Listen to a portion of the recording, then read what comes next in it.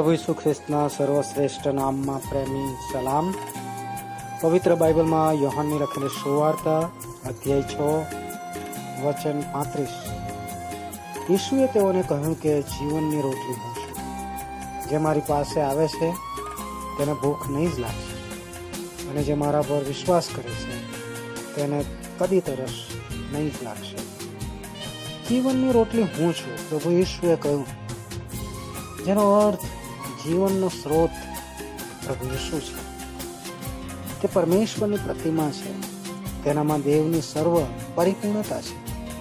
તે સત્યતા અને કૃપાથી ભરપૂર છે. તે નિષ્કલંક અને નિર્દોષ હોવા છતાં પણ તે મનુષ્ય જાતના પાપને સ્વયં પર ઉઠાવી ક્રુસ પર બલિદાન થયા. તેમના પુનરુત્થાન દ્વારા ઈશ્વર તે મનુષ્યને જે પ્રભુ ઈસુ પર વિશ્વાસ કરે છે તેનો ઉદ્ધાર કરે છે. જે પ્રભુ ઈસુ ખ્રિસ્ત પાસે આવે છે તે તેના જીવનમાં ક્યારેય ભૂખ્યો નહીં રહે અને તેને તરસ ક્યારેય નહીં લાગે.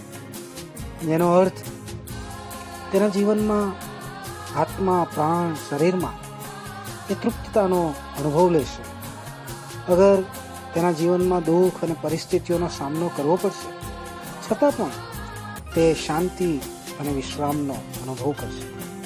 મૃત્યુનો ભય નહીં હોય, કારણ કે મૃત્યુ તેના માટે એક નવા જીવનનું દ્વાર હશે, જેના દ્વારા તે પ્રભુ ઈસુ સાથે સદા રહેશે.